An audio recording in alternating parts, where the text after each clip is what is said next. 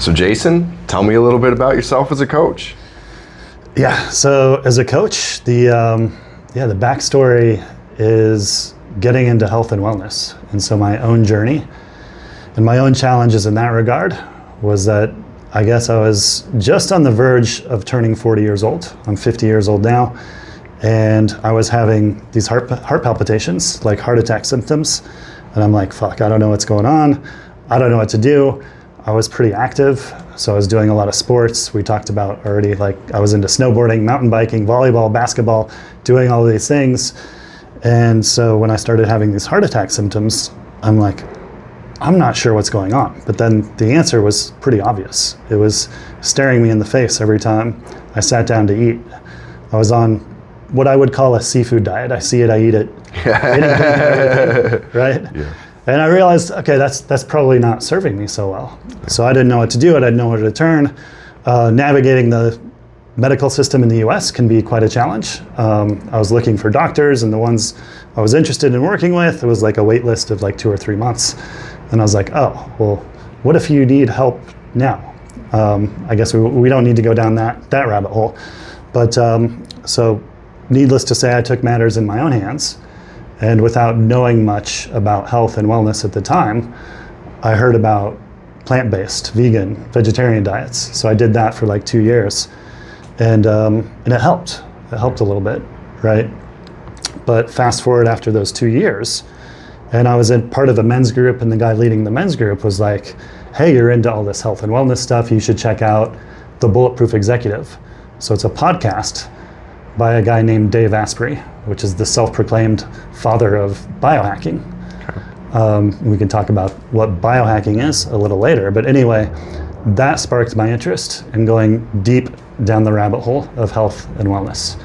And so when they offered, I guess in terms of diet and that sort of thing, at that time I realized, there's a lot of nuance behind health and wellness and the food we eat. It's not just about the food we eat. It's where it comes from, the soil it's grown in, how it's prepared, all these things. So I was like, it was a light bulb moment for me, and it was a frustrating moment as well. It was exciting and frustrating. Exciting because I felt really empowered, but frustrating because why didn't I know this stuff earlier, right? At almost 40 years old, right? We just don't know the basics of human life and health, even after going through life for so long. Anyway, I went down deeply into that rabbit hole of health and wellness, biohacking, and cleaned up my own health, my own life, wellness, locked in my sleep, diet, exercise, nutrition, including supplements, nootropics, all of these things. So I've been going deeper and deeper down that rabbit hole for over 10 years now. And so part of that was coaching. Yeah. So Bulletproof, the company behind Dave Asprey, which some people would associate with bulletproof coffee. Okay. They have a big brand, no longer associated now. So fast forward to today, Bulletproof and Dave Asprey are separate, but the biohacking movement seems to be growing. Yeah, for sure. So anyway, 7 years ago, I got certified as a coach, a bulletproof coach, which is now called a human potential coach. Okay.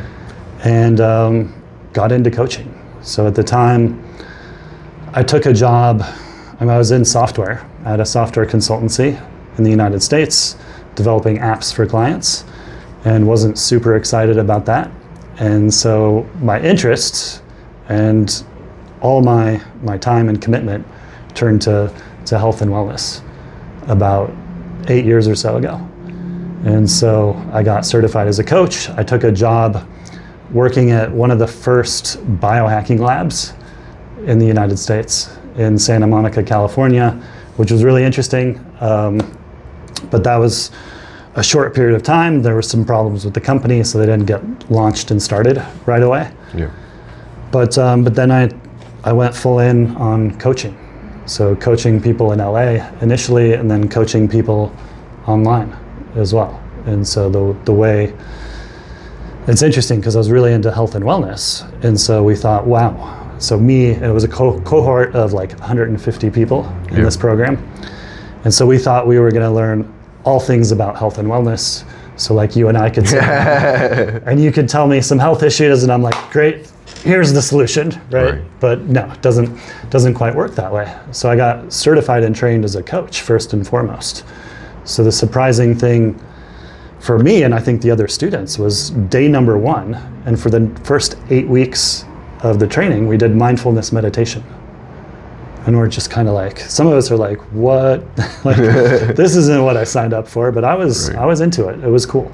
So I was excited about the coach training, learning mindfulness meditation, and really coaching from a place initially of presence and self-awareness. So instilling that in myself and ideally in my clients as well, as a foundation to learn, explore, and grow as a human being. So that's really my coaching foundation. Yep. So biohacking is becoming pretty common. I hear about it from a lot of different sources, and it's almost becoming a buzzword, but it sounds like you've been in it from the beginning.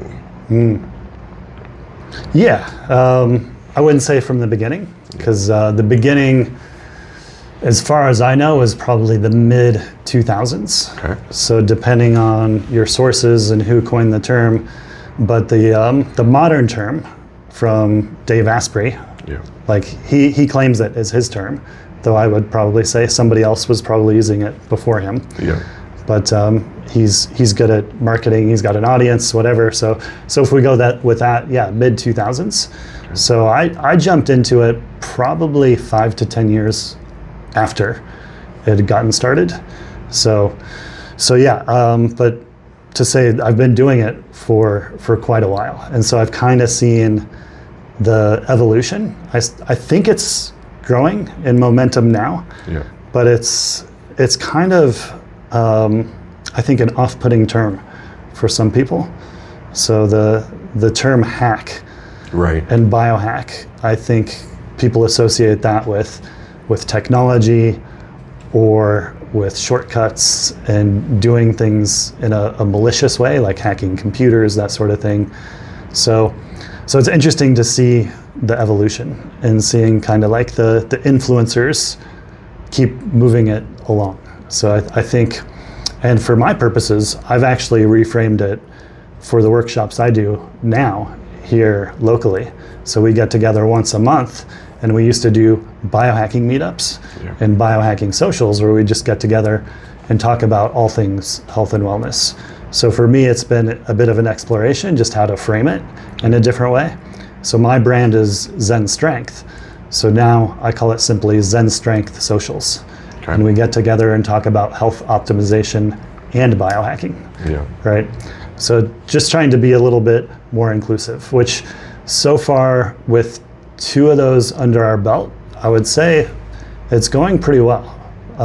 We've got a pretty amazing audience or just participants just opening up and sharing so many interesting things about their own lives and their own health journeys.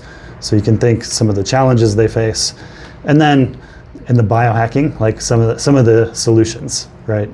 Yeah. So yeah, super fascinating for me. I hear a lot of just resonance of my own story as well. Like at age 27 in the US, I got diagnosed with low testosterone, and they were going to put me on TRT. Wow. Which, for people who don't know, if you get put on TRT, testosterone replacement therapy, your body stops making testosterone entirely. And you theoretically can come off of it, but it's mostly a lifelong treatment. And at that point in time, it was, is this a road that I really want to go down, the road that my doctors are having me go down, or do I want to try and take this radical accountability of, hey, I need to make some changes here? And I was into fitness. I was actually bodybuilding in a bulk cycle when I got diagnosed with low T. So I'm already eating heavy, lifting heavy, putting on weight, like doing things that you should do to increase your testosterone. And I think my T score was like 270 something.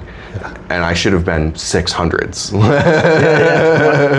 Normal range is 300, but that's considering like normal population. So you don't want to be normal when it comes to health optimization, for sure. Absolutely. Right? Yeah. So what happened? I went through a couple years where over the course of a couple years, I more than doubled my T level. But the primary focus were, let's get unnecessary chemicals out of my body. So I stopped using like hair products with parabens and different deodorants and different soaps. I stopped putting my food in plastic containers. If you don't know, plastic is poison. Don't come at me, but it's a whole thing. And we could talk all day, but I also started on supplements, primarily like magnesium, zinc, copper, vitamin E, vitamin D, Brazil nuts, the whole thing, right? Nice. Selenium. And then optimizing sleep. I had undiagnosed sleep apnea. I actually diagnosed it from wearing an Apple Watch and going into my doctor and going, I wake up 100 times a night. There's probably a problem here. Wow, good for you, man. Yeah, good for you. I ultimately ended up being very resistant to sleep apnea, but I got some orthodontic work and I've actually lost a bunch of weight since then, so it's gotten way better managing my sleep cycle and my routine. Yeah, and I haven't officially been tested, but my opinion, knowing what I know, is that since moving to Asia, I think that my T levels are even higher than they were in the US. Just from the way that I sleep, my energy levels, all the other signs that you get, the way that I carry body fat, it's all changed since being and living over here for a year. Yeah. So you are a biohacker? Yeah. You're doing it. You're doing it. So that's cool. I mean, you've got the device. So I didn't even talk about what biohacking is. So what is biohacking? It really is. You ask 10 people, what is biohacking? You get 10 different answers. So I can give you my answer. Dave Asprey can give you his answer since he's the father of biohacking. But for me, it's really a couple of parts. So one of the big things it goes back to my story of those heart palpitations, heart attack symptoms, and not being able to navigate the health system, if we're honest, which takes care of more of the symptoms than rather the root cause of the problem. So it's really taking things into your own hands and being your own doctor and finding those root cause problems and solutions. So that's the number one part. And then the other part is really just finding ways that are both easy, perhaps easier, and more effective to achieve your health goals, right? Because that does exist. Because I think a lot of people, especially in the United States, I think we're like, more is better. So you tell me to exercise, okay, I'm gonna exercise 2 hours a day. It's like, well, what is that gonna do to your sleep, your testosterone? All your hormones are gonna suffer if you're doing too much, right? So there is such a thing as too much of a good thing. So and you're doing it. You're testing using your Apple Watch. You can go get blood tests done, see what your testosterone, all your blood markers are, and then you can make a change, and then you test again, right? So that's more of the technical term that never took off was quantified self. I guess maybe for obvious reasons, it's just not a catchy term. Right. But quantifying yourself, and now we have the tools to do it. So I try to impress this upon people in my workshops and just in my coaching, is that you don't have to go to a doctor. Sure, to get the blood tests, you have to go to a lab, but you don't even have to consult with a doctor. You can get your lab results and consult now with me as a coach or ChatGPT and get some pretty good answers, right? But then we have tools we can use at home, blood pressure cuffs, right? Super simple tool. What is the first thing they do when you go to a doctor's office? They test your blood pressure, right? So you want to make sure that's in order. You can prick a finger and get your blood sugar, right? So I've done that. I've done my own experiments where I'm pricking my finger sometimes 5 times a day. And I've done the continuous glucose monitor for 2 weeks as well.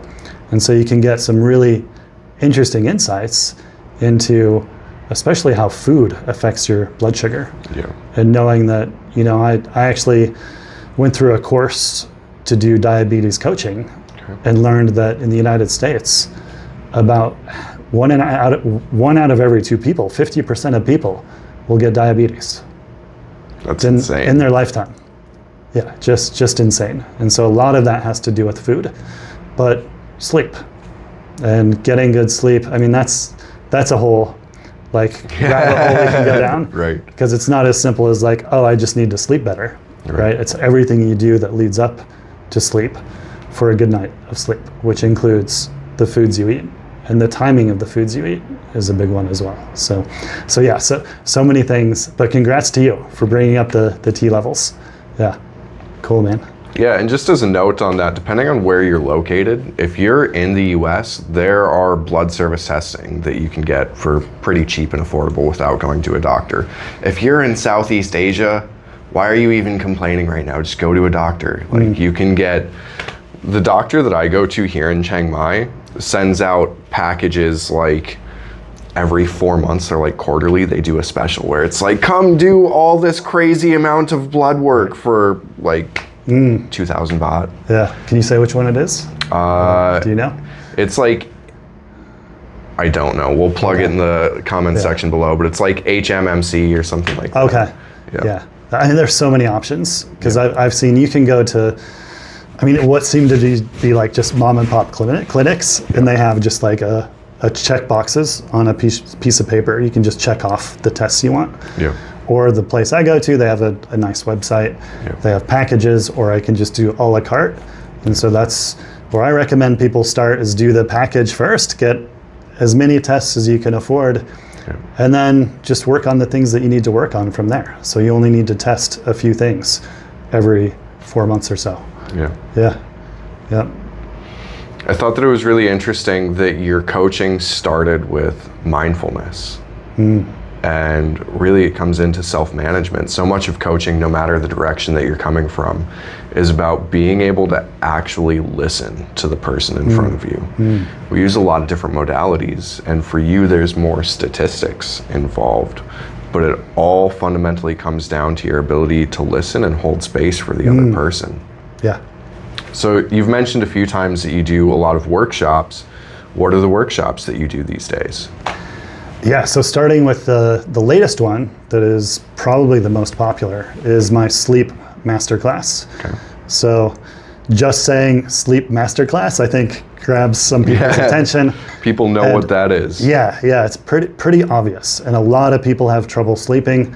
I forget what the exact statistic is, but I think it's north of 90% of people experience insomnia at some point in their life. So we almost all have trouble sleeping at some point in our life. And so the question becomes, why, and what can I do to fix that? Yeah. So I do monthly workshops, sleep master classes, where we get to dive into that.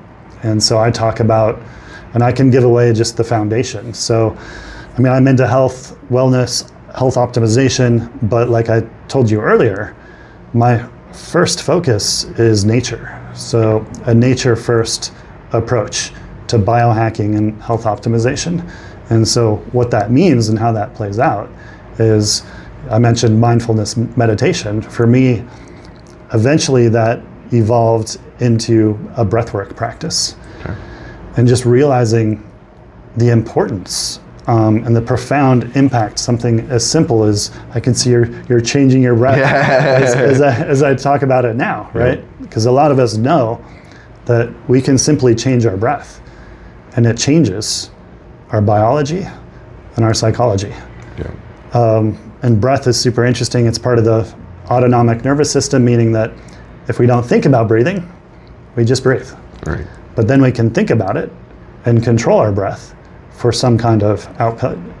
So in terms of sleep, that's a big one. So big lever. So how you breathe, not just while you're sleeping, but throughout the day, is going to dictate how well you sleep at night. And you mentioned orthodontics to fix your sleep apnea. I was actually diagnosed with sleep apnea. And in terms of sleep, I mean, it's another frustrating thing, because now I know that I didn't know. So when I was a kid, I got the braces, the headgear, the whole thing, and they extracted some teeth. And so when they do that, they push everything together. And what does that do to the mouth cavity? It makes everything smaller. Yeah. And what does that do to our breathing? It makes breathing more difficult. Mm-hmm. And so I would snore like a freight train at night. I used to have night terrors as a kid.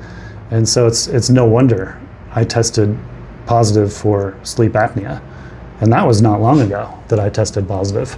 So it's an ongoing journey for me to improve sleep, and I think for a lot of other people. So just getting those foundations. So I mentioned breath, and then light is a big one that a lot of people miss.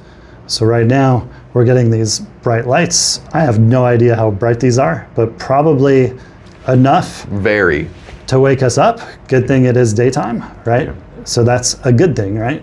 Ideally, we'll get sunlight outside from the sun, where it's over 10,000 lux, big bright lights. But where I see people going wrong is when it gets dark. Yep. So at night, before we had artificial lights, what happened? It got dark, and we had nothing to do but go to sleep, right? And we have this hormone called melatonin. I think a lot of people have heard of it, are familiar with it, and it is the hormone of darkness. So we produce melatonin when it's dark.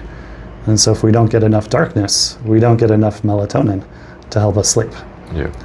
And then, so we have breath, we have light, so getting more of the good light during the day and not the bad light at night. And we dive into what that means, tools you can use to prevent the bad light and get more of the good.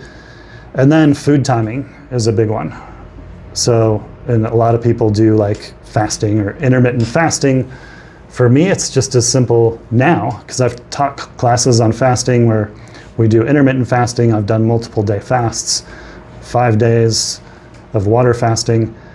And the simple rule I have now is similar to light, is only eat during daylight hours, right? Do I break that rule? Sometimes, but that's just my general guideline. And if I do that, I'll get better sleep at night. So one, for the people who do like to quantify, like we don't need the smart devices, the watches, the smart ring like I have here necessarily. We can still quantify. And one thing we can use, well, two things, 2 fingers, I can get my heart rate, right? So if I get my heart rate right before I go to bed, I can measure that every night. And then I can see the lower my heart rate, the better I sleep at night. Right. And what lowers my heart rate? Anything that relaxes us. What does food do? We have to process the food, so it stimulates us, right? So those are just a few ways to simplify sleep.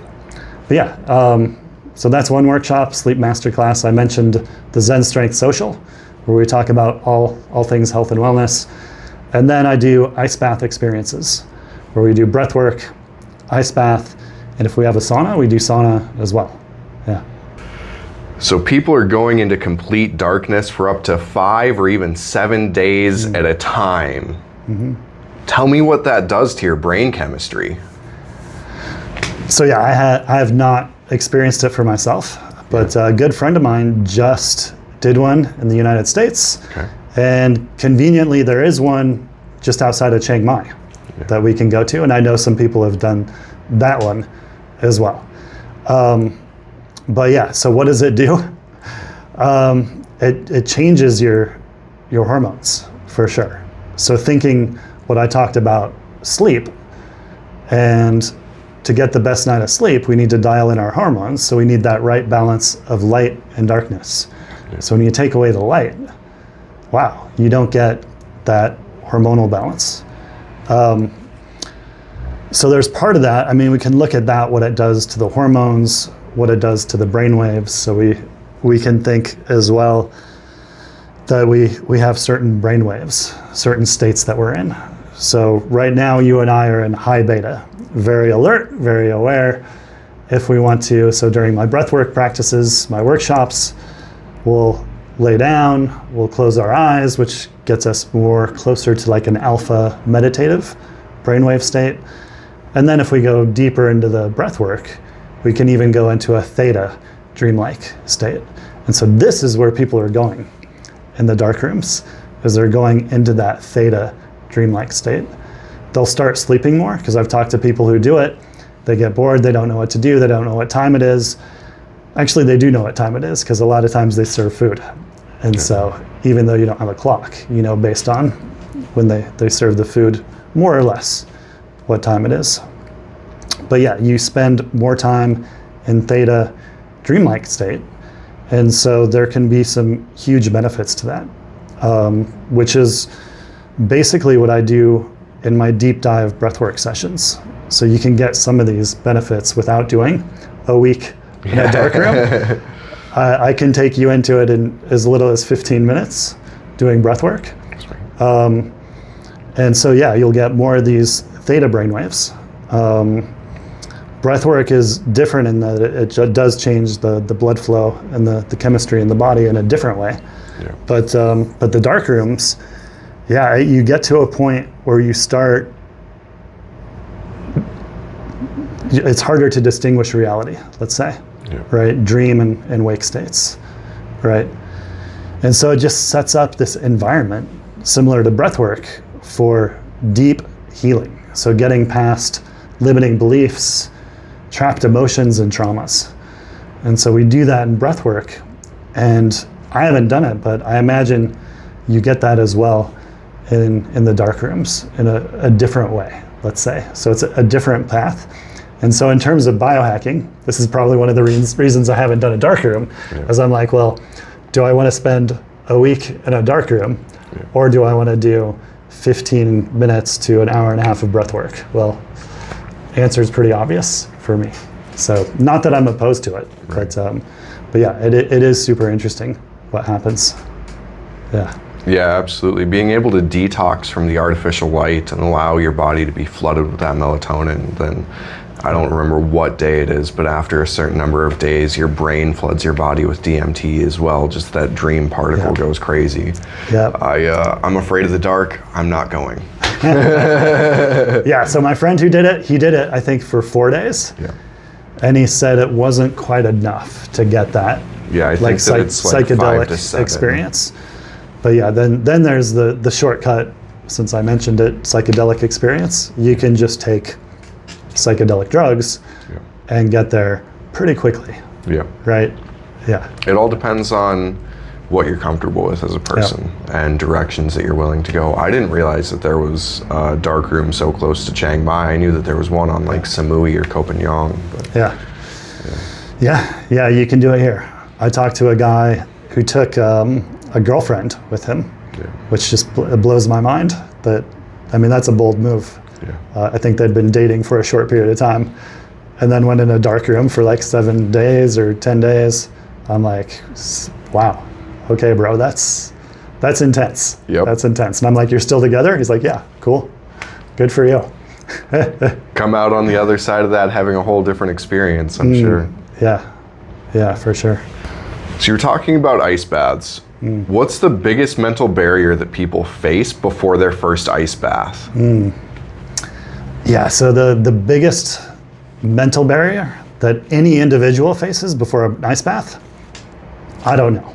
It's different. It's different for everybody. So this is one of the things I actually teach in my workshop, is that even for me, it's going to be a different experience every time. Right? So what any person is experiencing at that point in time, I don't really know. But I can venture to guess I've worked with over 1,000 people now who have gone through my workshops, so I get a general idea. And my takeaway, for better or worse, is that they're very much distracted with the idea, because I can think back to the first time I did an ice bath workshop, and we're doing introductions in a circle, getting to know everybody, and then we're doing breath work, but the whole time, what's in the back of my mind? I gotta go do that ice bath. And all the questions come up. All the resistance comes up, right? Am I gonna be able to do it? How cold is it? How painful is it gonna be? I'm in a group, what are they gonna think? How am I gonna be judged? So all these questions come up. All this resistance comes up. And that's the beauty of doing it, is that you get to conquer all of that fear, all of that self-doubt. You go through it and come out the other side with a huge, huge reward.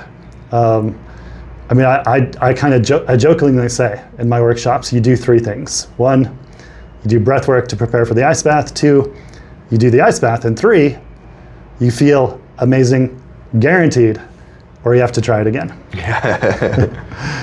And yeah, you just get that big boost of feel-good hormones. So you get the adrenaline, you get some dopamine, get some serotonin because we're outside in the sun. So it feels so good. So I feel lucky to get to experience that myself, but then see groups of people do that as well, get that experience on a regular basis. So it's just really cool. It's a special experience. I've got to say, I hate ice baths. I do them, but I hate them. Okay. I complain almost every time. Yeah, they get easier, but not significantly easier. So it's always a challenge. So it's not one of those things where your body learns it and it's just easy. Yeah. No. Some people will say they enjoy it and that it's easy. I don't know if I believe them. I think they're confusing with the good feeling after with the actual event. Yeah. So it's interesting because since I'm thinking about it now, is like a lot of people face problems with addiction, and so modalities like breathwork and ice baths can be hugely beneficial. And so people who have these addictive personalities, a lot of times they'll do an ice bath, and that becomes their new addiction. Yeah. Right? So that's where you have to be careful, like I said before, of overdoing things. Like more is better. So more ice bath is certainly not better, for sure. Since we're on the topic of more, what's the longest ice bath that you recommend people to do? Yeah, I mean, it's like I said earlier, it's a different experience for everybody every time. And a lot of it comes back to your own level of, let's say, readiness in any given moment, which is based mostly on how well you slept the night before, right? So if I have a good night of sleep, or if you have a good night of sleep, you can sustain more time in the ice bath, is what I would say.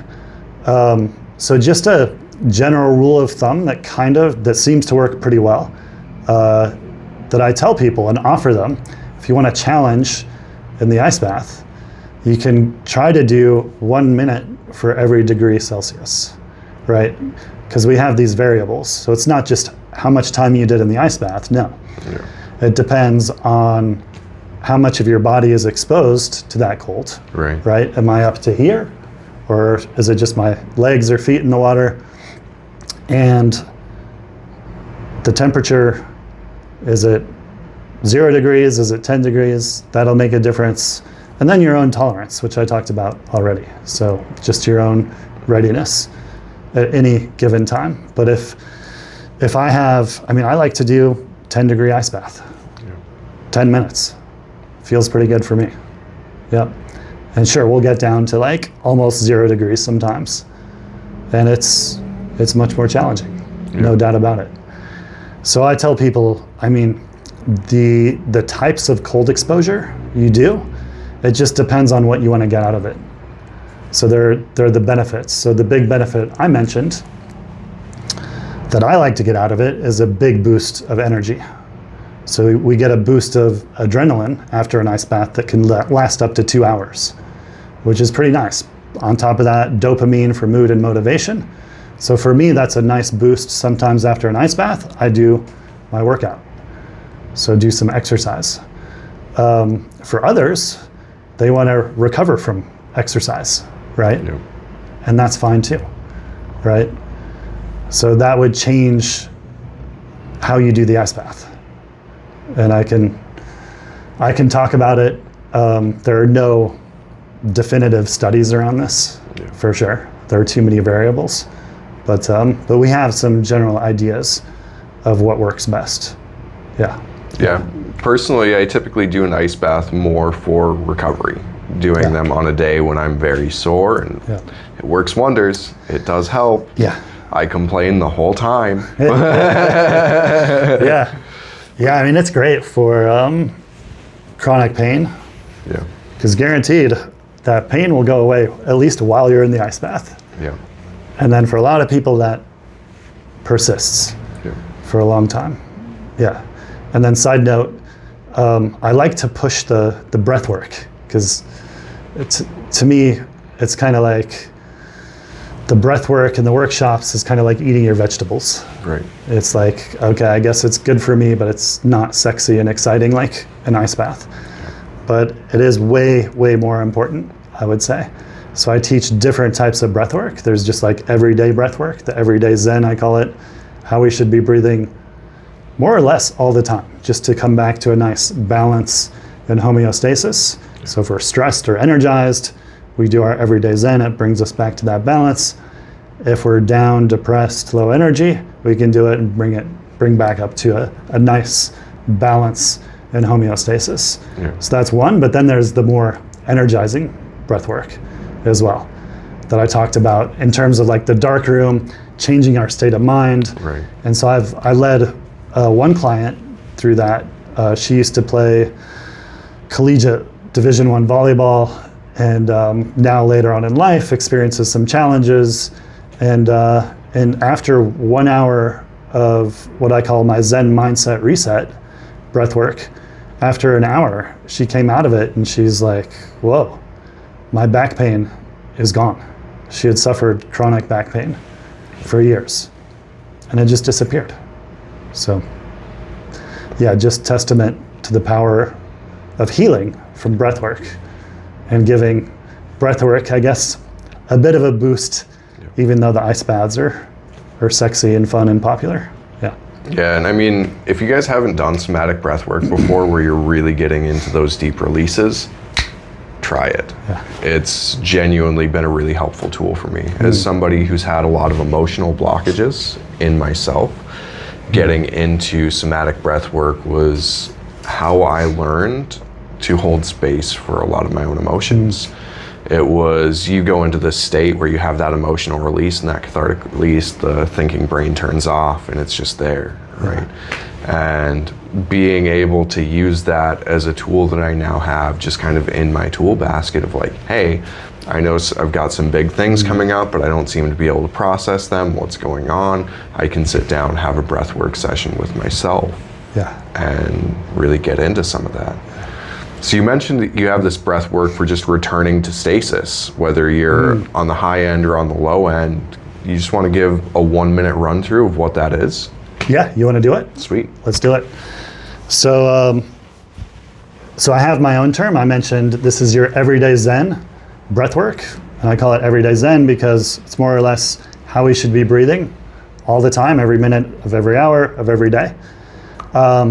The proper term and where it came from is coherent breathing. Okay.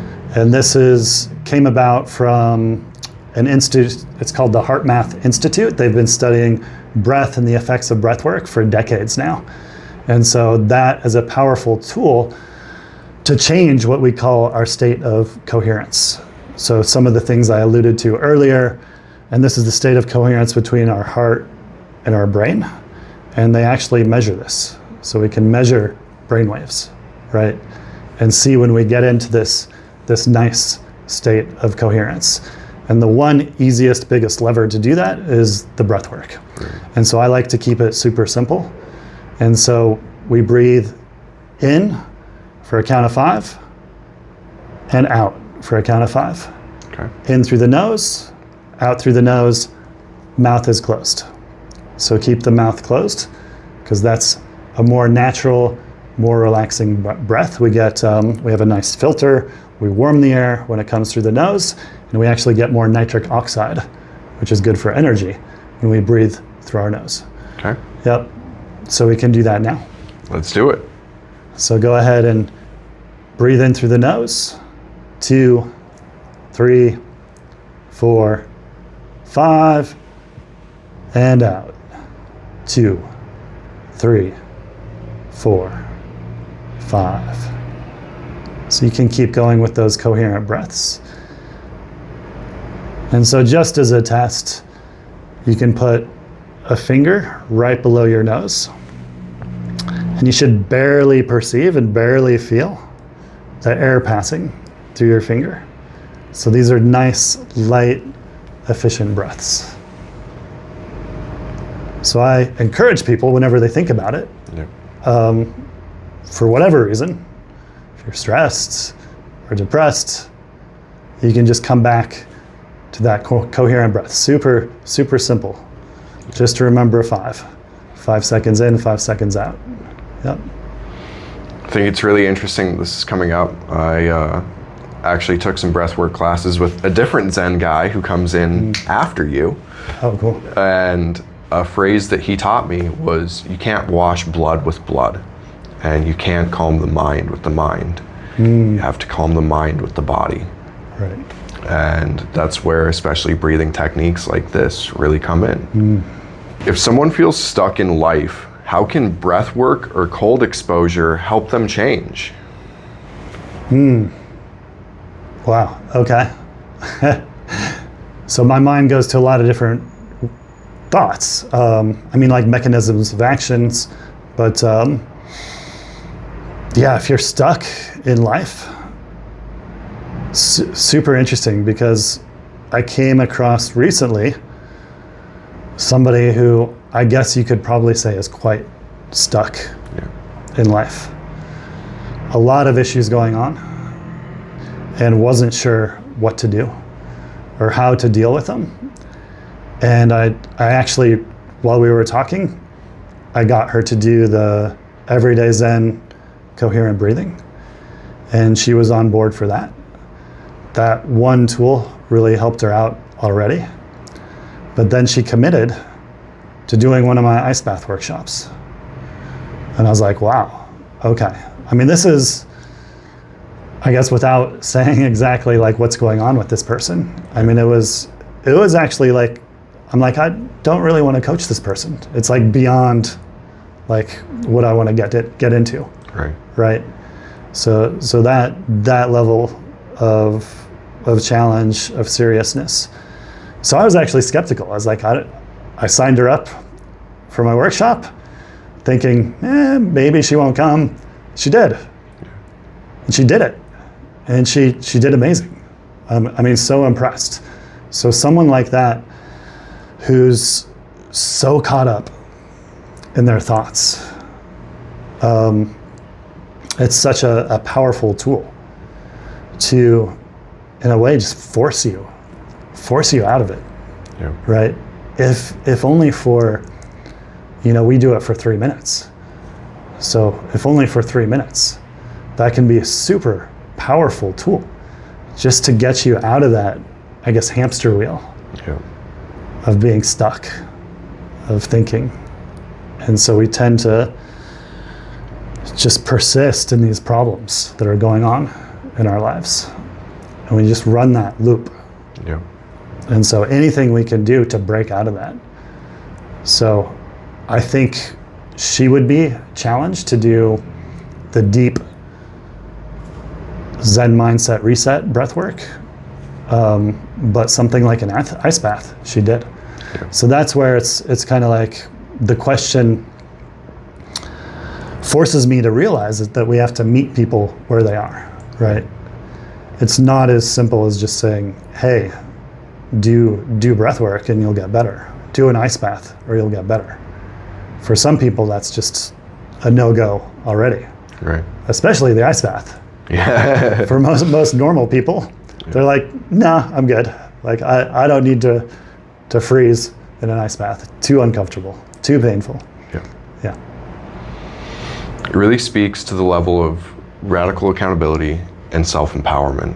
And for everybody that looks a little bit different, but just having a reminder that you are so much stronger than you think, every single one of you, that you have the opportunity to make real change. And when you take on a challenge, be it breath work, be it ice bath, be it moving across the world, whatever it may be, reminders of the inner strength that we all possess can really help you make that change. So maybe it is an ice bath, maybe it is breath work, maybe it's something different, but we all just need something to give us that push forward. Yeah, 100%. Yeah, and for a lot of people, it tends to becomes a downward spiral. Yeah. And so getting out of that is really, really challenging, because I can think with my experience in health coaching and biohacking, though we want to fix the foundation. Yeah. So a lot of these things become easier when we address the foundation, getting proper lighting, food, exercise, that sort of thing. But for a lot of people, it's way easier said than done. Yeah. And so that's where, I say you want to get those foundations in order, but also knowing that let's be honest, all of us want to pop that magic pill and just be fixed, Yeah. right? And there is a place for that. Some of these like nootropics can actually help people get out of that downward spiral if they're resistant to natural things like breathwork, or changing their sleeping schedule in light environment isn't helping them. Right. Yeah. When it comes to mastering our sleep, what do you say to people who like to drink coffee late in the afternoon? Don't do it. It's not worth it. It really isn't worth it. And I'm probably as guilty as some people.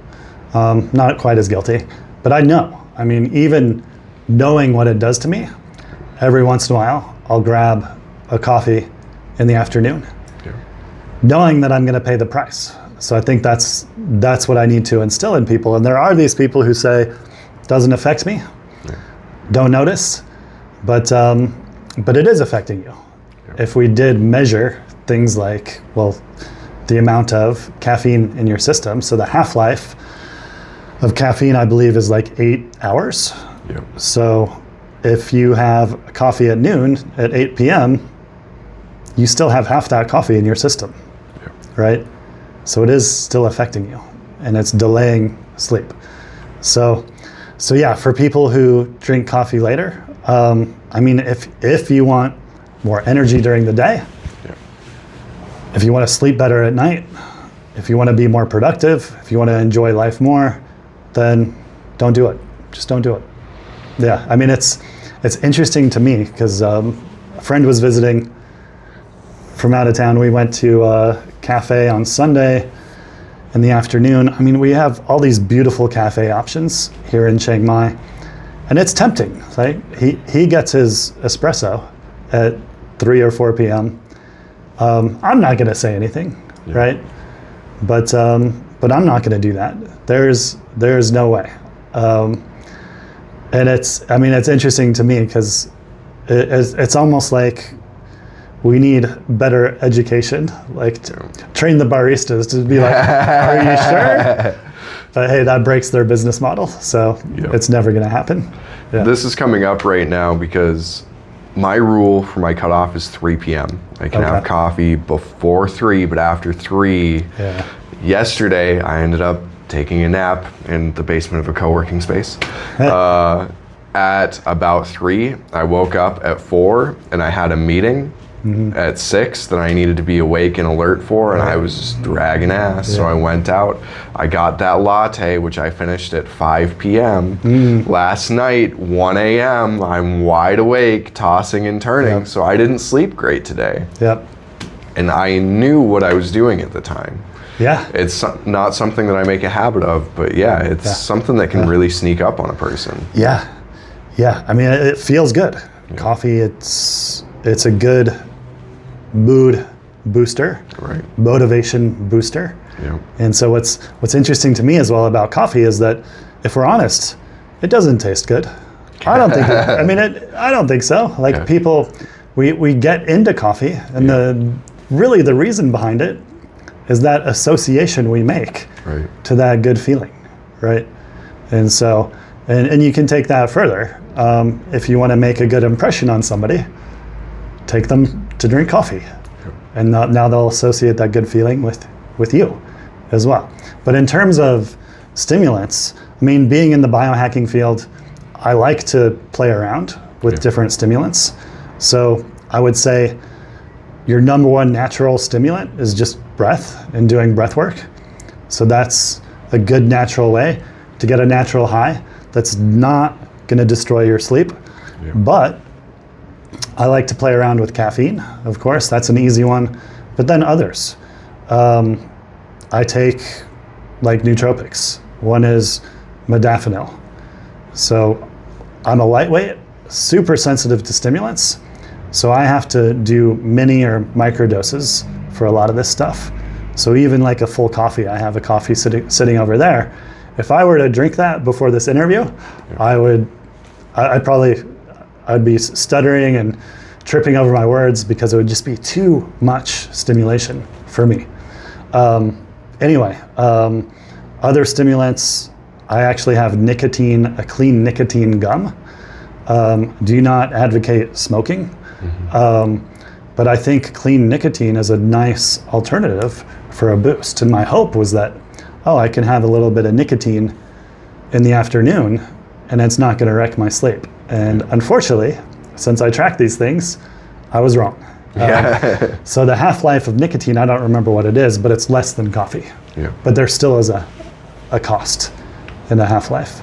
So that's the way I look at these things, is like there's anything that boosts your energy, whatever goes up must come down. And I teach this in my workshops as well.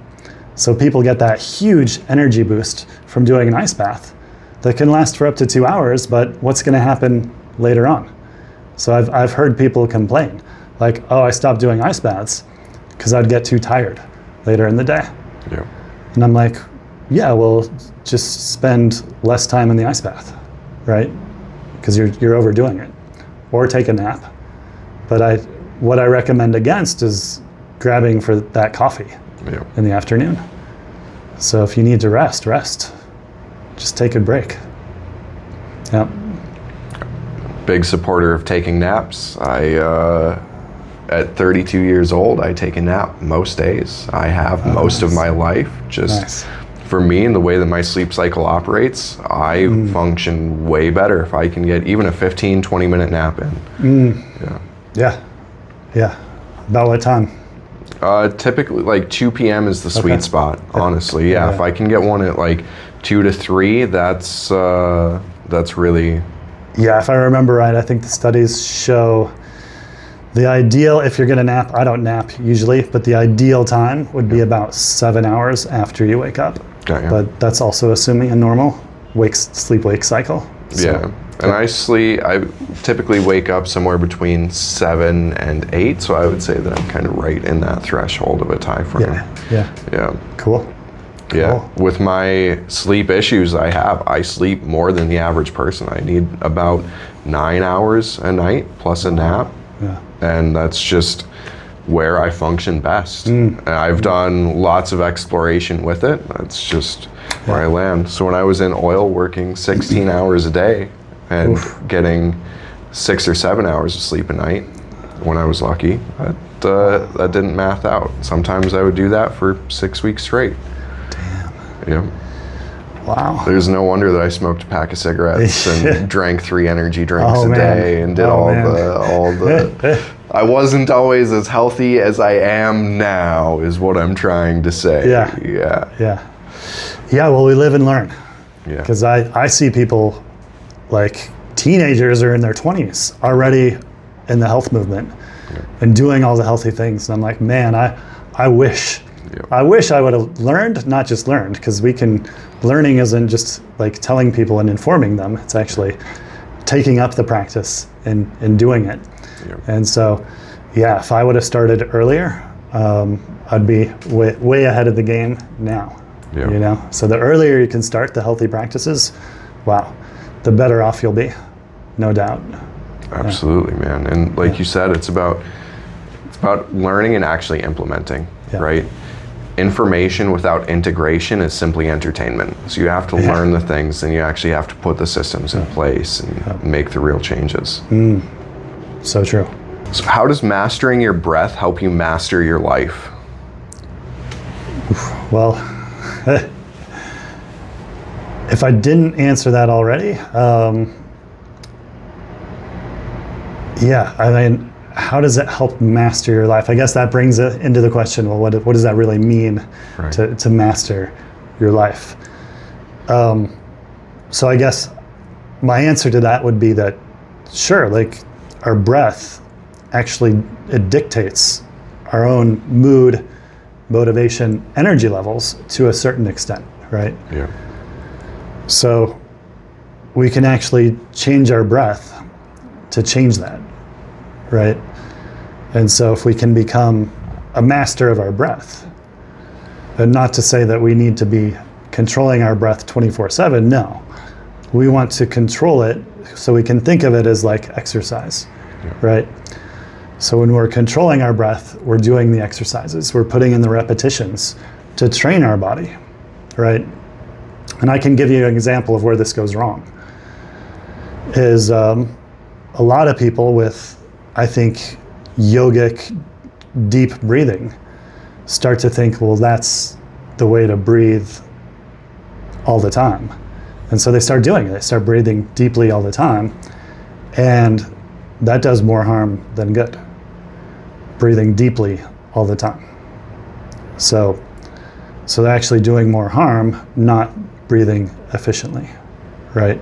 So you can go from one extreme to the other. Right. So the challenge I think most of us face is we're not thinking about our breathing, and we're just breathing shallow. Sometimes the mouth comes open. I've been caught doing this, just looking at screens, my computer, and it's almost like I'm hypnotized. And the mouth comes open, I start shallow breathing, especially if there's like an email, something stressful. We do it all the time. Yeah. So we can catch ourselves in the moment and correct it. And then we can also do exercise to just get that practice and that habit in. And so I mentioned the coherent breathing, your everyday Zen. Keeping your mouth closed is just one big lever for really mastering your energy levels, your sleep. So a practice that you've probably heard about this is mouth taping. Yeah. So to keep your mouth closed while you're sleeping at night, you can put tape over your mouth and keep it closed. And so I know people who do that like almost all the time. But for me, it was more like a training tool. I don't like having tape on my mouth. Right. Get that sticky residue and I got to get it off in the morning.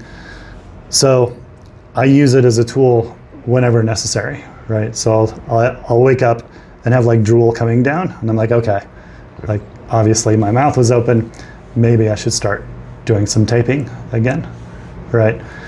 So yeah, I mean, I think it's maybe a bit hyped to say like to master your life, but maybe not. Yeah. I think in some ways, yeah, we do become masters of our life simply by changing our breath. Yeah. Jason, thanks so much for coming on and talking with me today. I've really enjoyed it. For people who want to connect with you, what's the best way to do that? Yeah, first of all, thanks for having me. It's fun for me. I can talk about this stuff forever. My wife gets a little sick of it, all the health and wellness. But yeah, people can find me at my website. That's the easiest place to find me. Okay. JasonRyer.com. My brand is Zen Strength. So if you look on social media, you can also find me as Zen Strength on Instagram, on Facebook, etc. And if you want to subscribe to my newsletter, that's probably where I put out the most information, the hacks, the tips, all that sort of thing. So you can find a link to that as well on my website and in my social media. So that's on Substack. So jasonryer.com/Substack. Yep. And there will be links in the comment section below. If you find that you're constantly wrapped up in your own mind, trying to problem solve endlessly, I have a free worksheet to help go from overthinking to over problem solving. Click my link below, just go to my website, enter your email, and it'll be sent to you automatically, along with some occasional newsletters with tips on how to calm your mind, get into the body, and stop overthinking.